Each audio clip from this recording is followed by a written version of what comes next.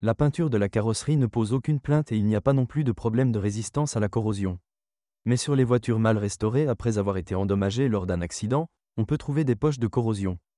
Sur les voitures qui passent la nuit dans un parking non surveillé, les voleurs enlèvent souvent les rétroviseurs, le prix d'un neuf est de 150 dollars américains, et les phares, l'original est de 900 dollars américains, pour un modèle d'occasion, ils demandent 100 à 200 dollars américains.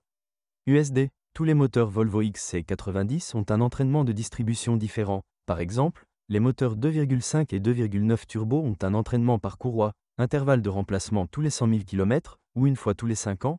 Le moteur atmosphérique 3,2 a un entraînement par chaîne, la durée de vie de la chaîne n'est pas limitée.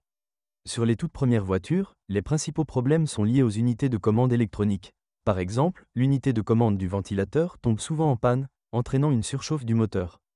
L'unité ne peut être remplacée que sous forme d'ensemble par un ventilateur et coûtera entre 200 et 350 dollars américains, mais une fois démontée, elle peut être trouvée séparément pour 50 dollars américains.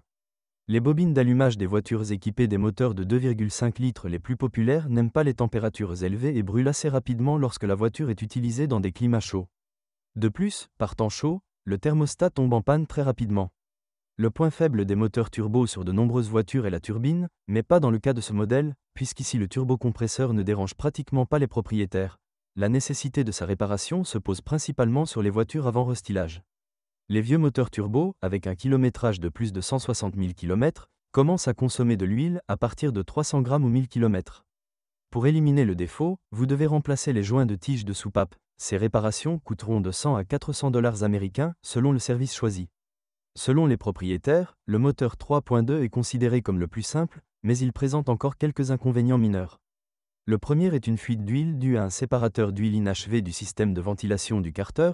Le second est que les connexions entre les tuyaux du système de refroidissement sont faibles en cas de rupture. Le générateur est rempli d'antigel.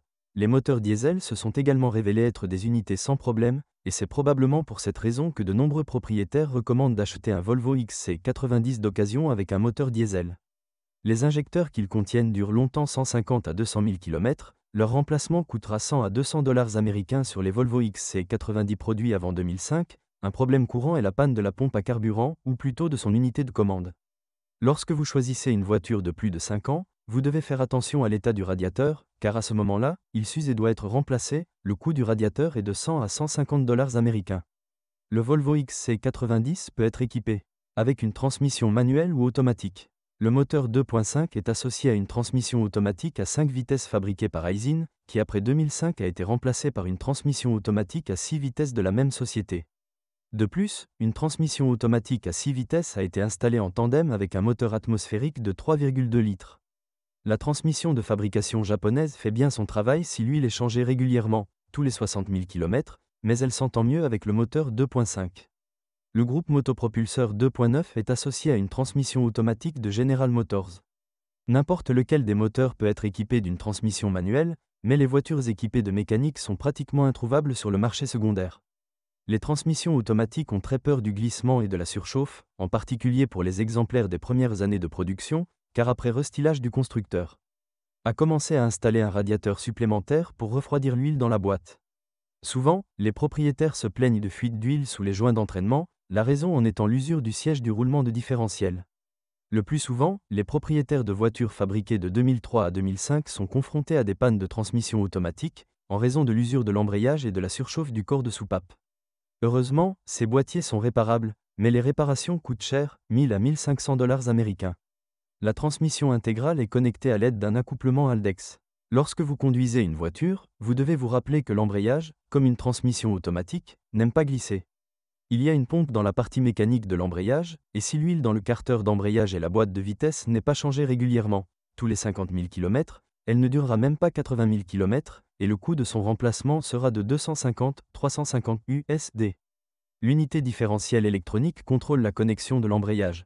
Malheureusement, sa ressource n'est pas beaucoup plus longue que la durée de vie de la pompe. La principale raison de l'échec est qu'il est situé directement sous le fond. De plus, en raison de l'emplacement malheureux et du coût élevé du bloc, il est souvent volé dans les voitures qui passent la nuit dans la rue. Et si l'unité tombe en panne ou est volée, vous devrez débourser 400 dollars.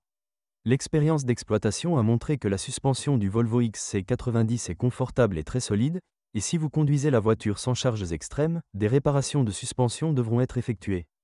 pas plus d'une fois tous les 100 000 km. Seules les jambes de force stabilisatrices peuvent tomber en panne, mais elles durent en moyenne 60 à 70 km. Les joints homocinétiques externes parcourent 120 à 150 000 km. Le joint homocinétique d'origine est vendu uniquement assemblé avec un arbre et coûtera 300 $ américains, et non l'original sans moins 150 $ américains. Les amortisseurs avant ont une durée de vie de 100 à 150 000 km, leur remplacement coûte entre 70 et 150 $ américains. Les amortisseurs arrière d'origine ne sont pas ici simples, mais en or, puisqu'il faudra débourser 800-900 $ américains pour une paire. Mais ce prix a sa propre explication, de tels amortisseurs maintiennent une garde au sol constante, quelle que soit la charge de la voiture. Les roulements de roues arrière durent 100 à 120 000 km, sont remplacés comme un ensemble avec le moyeu et coûtent 100 à 120 000 km.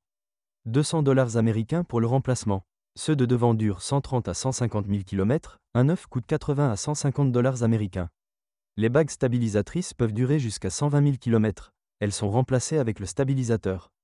La crémaillère de direction des voitures d'avant restylage est assez faible et peut commencer à cogner après 50 000 km. Après le restylage, le constructeur a modifié cette unité et augmenté la ressource à 150 000-200 000 km. Le prix d'un nouveau rail varie de 350 à 650 $ américains. Pour les réparations, il demande 50 à 100 $ américains. Si vous êtes propriétaire de ce modèle de voiture, veuillez décrire les problèmes que vous avez rencontrés lors de l'utilisation de la voiture. Peut-être que votre avis aidera les lecteurs de notre site lors du choix d'une voiture.